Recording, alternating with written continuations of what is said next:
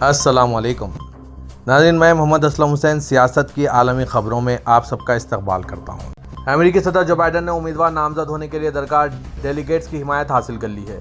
खबर के मुताबिक 5 नवंबर को होने वाले सदारती इंतखाबात के लिए जो बाइडन ने जॉर्जिया के प्राइमरी इलेक्शन में नामजदगी हासिल करने के लिए मतलूब 1968 डेलीगेट्स की हिमायत का हदफ हासिल कर लिया है। नामजदगी के हुसूल में कामयाबी के बाद अपने बयान में जो बाइडन का कहना था कि डोनाल्ड ट्रंप की तलखी, इंतकाम और बदले पर मबनी कैंपेन अमेरिका के बुनियादी तसव्वुरात के लिए ख़तरा है।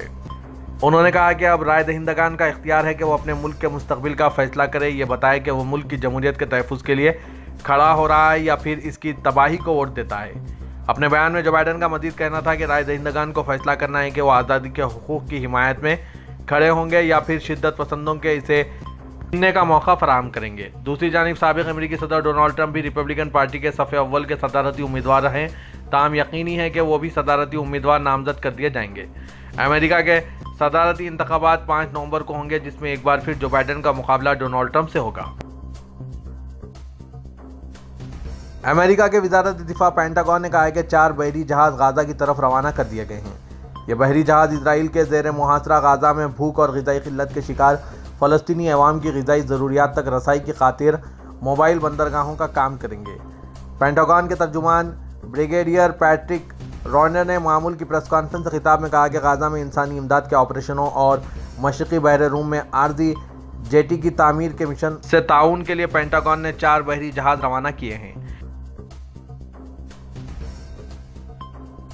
अक़वाम मुत्तहिदा के फ़लस्तीन के लिए ख़ुसूसी रिपोर्टर फ्रांसिका एल्बनीज़ ने कहा है कि इजराइल गाज़ा में क़त्लेआम करके एक अवाम को जड़ बुनियाद से ख़त्म कर रहा है। उन्होंने सोशल मीडिया प्लेटफॉर्म एक्स से गाज़ा में बच्चों को निशाना बनाए जाने से मुतालिक बयान जारी किया। बयान में उन्होंने अक़वाम मुत्तहिदा के मशरिक़ी करीब के फ़लस्तीनी मुहाजिरीन के लिए इमदादी एजेंसी UNRWA के कमिश्नर फिलिप लाज़ारानी के बयान का हवाला देकर कहा कि हालिया 5 महीनों में इजराइल ने कई मासूमों का कत्लेआम जिस इलाके में किया है, इसका रुक़बा अमेरिका के शहर फिलाडेल्फिया जितना है। इजराइल गाज़ा में बच्चे कत्ल करके एक अवाम को जड़ बुनियाद से ख़त्म कर रहा है। वाज़ के UNRWA के कमिश्नर फिलिप ने आज जारी करदा बयान में कहा कि गाज़ा में कत्ल किए गए मासूमों की तादाद हालिया 4 सालों के दौरान दुनिया भर में जारी जंगों में हलाक किए गए मासूमों की कुल तादाद से ज़्यादा है। उन्होंने कहा था कि यह जंग बच्चों पर और इनके मुस्तकबिल पर चलाई जा रही है। गाज़ा पट्टी पर जारी इजरायली हमलों की वजह से शहीद होने वाले फ़लस्तीनियों की तादाद बढ़कर 31,184 हो गई है। ये इत्तला गाज़ा में कायम फ़लस्तीनी वज़ारत सेहत ने आज दी। वज़ारत ने एक बयान में कहा कि गुज़िश्ता 24 घंटों के दौरान इजरायली फ़ौज की कार्रवाई में 72 फ़लस्तीनी शहीद और 129 ज़ख्मी हुए हैं। मजमूई तौर पर 7 अक्टूबर 2023 को इजराइल और हमास के तनाज़े के आगाज़ से अब तक शहादतों की कुल तादाद 31,184 और ज़ख्मियों की तादाद 72,889 तक पहुँच गई है। तिबी ज़राए और आइनी शाहिदीन ने बताया कि जनूबी गाज़ा शहर में चौराहे पर इमदाद के मुंतज़िर फ़लस्तीनियों के एक इज्तिमा पर इजरायली फ़ौजियों की फायरिंग के नतीजे में 9 अफराद शहीद और मुतअद्दिद ज़ख्मी हो गए। इजराइल फ़ौज की जानिब से इस वाक़े पर कोई तबसरा नहीं किया गया है। माह मुक़द्दस रमज़ान मुबारक के आगाज़ के बाद भी इजराइल अपने हमले जारी रखा हुआ है और कई एक फ़लस्तीनी रोज़े की हालत में शहीद हो रहे हैं। रूस के सदर पुतिन ने कहा है कि रूस किसी भी इंतखाबात में मुदाखलत नहीं कर रहा है, वो किसी भी मुंतखब अमेरिकी सदर के साथ काम करने के लिए तैयार हैं। पुतिन ने यह बात रूसिया एक ब्रॉडकास्टर और RIA नोएस्टी के लिए रूसिया के डायरेक्टर जनरल वाइम्स्ट्री कैलिसिफ के साथ एक इंटरव्यू में कही। जब रूसी सदर से पूछा गया कि मुस्तकबिल के मुमकिन अमेरिकी रहनुमाओं में से कौन रूस के लिए बेहतर है, जो बाइडन या ट्रंप, तो उन्होंने कहा कि ये जो बाइडन होंगे, क्योंकि वो ज़्यादा तजुर्बेकार और ज़्यादा पेशन गोई करने वाले हैं और वो एक मजबूत सियासतदान हैं।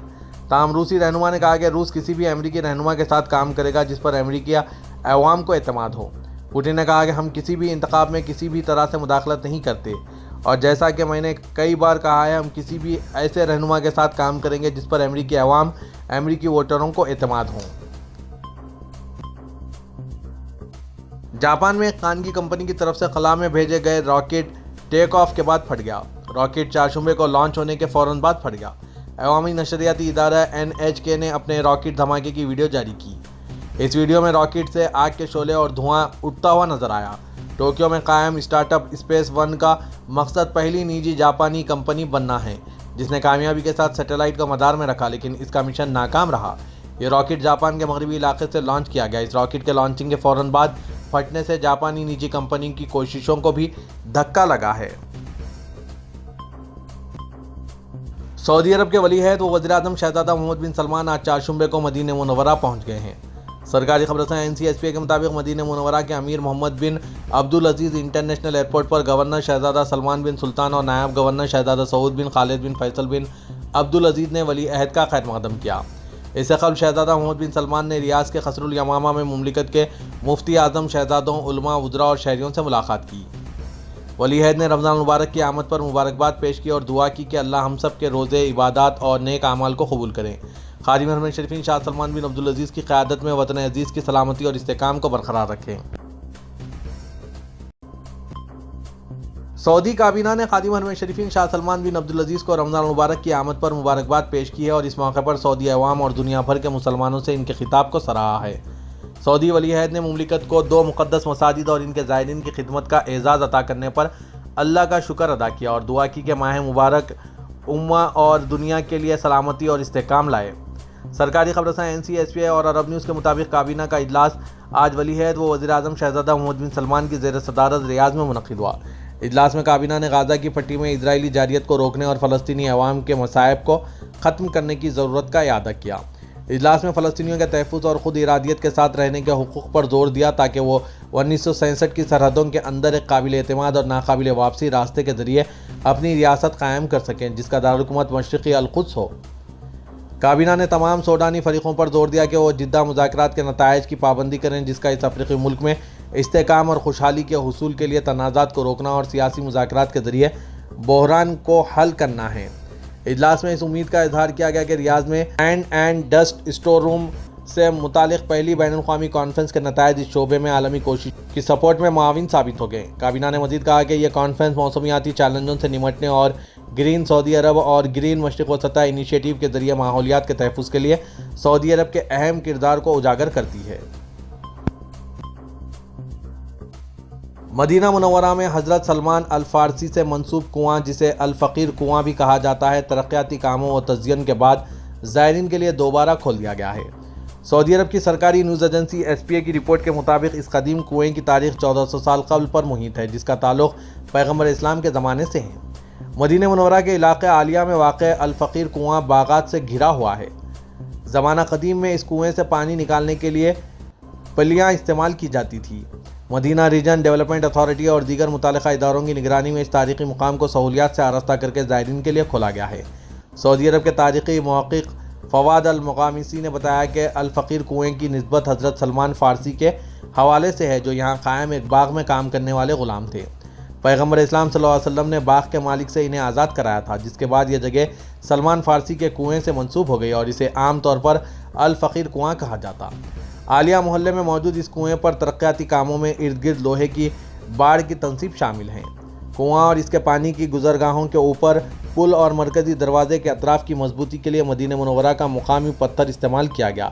تمام کام تاریخی حوالے کے پیش نظر ہوئے ہیں۔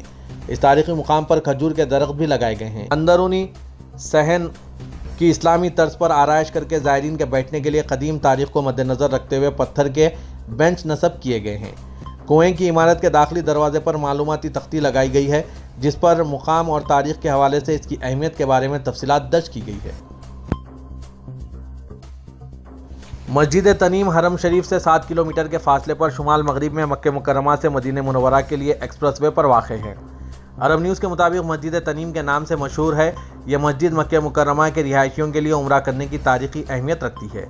تنعیم وہ میقات ہے جہاں سن 632 میں حج الوداع کے موقع پر ام المومنین حضرت عائشہ حالت احرام میں حدود حرم میں داخل ہوئی تھی۔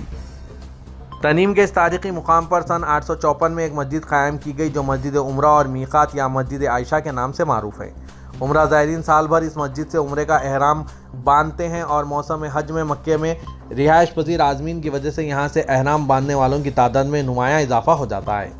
مکہ مکرمہ میں قائم مسجد تنعیم کے خوبصورت انداز سے نصب کیے گئے بڑے دروازے اور کھڑکیاں اس کے جدید اسلامی طرز تعمیر کی عکاسی کرتی ہیں۔ مسجد کا خوبصورت ڈیزائن اسلامی فن تعمیر کی تاریخی صداقت کو قدیم آثار قدیمہ کی روایت سے ملاتا ہے۔ یہ عبادت کے لیے پرسکون مقام کی حیثیت رکھتی ہے۔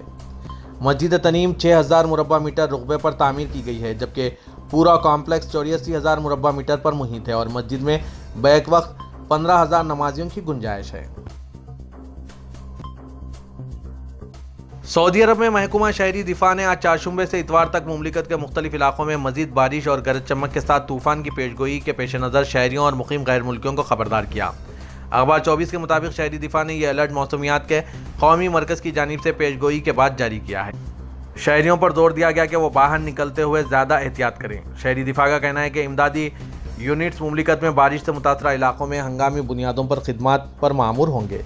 शहरी दिफा ने लोगों से कहा है कि वो गरज चमक और बारिश के दौरान ज़ेर-ए-आब इलाकों के करीब ना जाएं और मीडिया के ज़रिए दुरुस्त मालूमात हासिल करने की कोशिश करें। बयान में कहा गया है कि असीर, जीज़ान, क़सीम, अल-शर्क़िया, मदीना मुनव्वरा, हाइल और शुमाली हुदूद के इलाके दरमियान से मौसलाधार बारिश से मुतासिर हो सकते हैं। सऊदी तुर्की रजब तैयब एर्दोगान ने कहा है कि हमने अपनी जुनूबी सरहदों के साथ हिफाजती राहदारी बनानी शुरू कर दी है। इस तरह हम अपने इर्द गिर्द दरपेश नामसाद हालात के असरात से अपने मुल्क को मुकम्मल तौर पर महफूज बना लेंगे। सदर एर्दोगान आख पार्टी के चेयरमैन भी हैं। उन्होंने अपनी पार्टी की रैली से खिताब में दहशतगर्दी के खिलाफ जंग का भी जिक्र करते हुए कहा कि हम अपनी जुनूबी सरहदों पर एक सिक्योरिटी राहदारी के क़याम के साथ तमाम तर बैरूनी ख़तरात के खिलाफ अपने आप को महफूज बनाने की कोशिश में हैं। हमारे मुल्क के खिलाफ दहशतगर्द तंजीमों को एक आलाकार के तौर पर इस्तेमाल करने वाले साम्राज्यों और इनके चेलों को मुकम्मल तौर पर बेबस कर दिया जाएगा। उन्होंने मज़ीद बताया कि कल तक अपनी इजारादारी को बरकरार रखने के लिए तुर्किया क्विंक, तैयारे, हेलीकॉप्टर और मुख्तलिफ सनती मसनूआत की फराहमी करने वाले अब तुर्क मसनूआत को लेना शुरू कर रहे हैं। वो लोग जिन्होंने बरसों तक हमारे मुल्क को एक मंडी, हमारे लोगों को सस्ती अफरादी क़ुव्वत और हमारी ज़मीनों को सस्ते काम माल के तौर पर देखा, अब हमारी मंडी बन चुके हैं।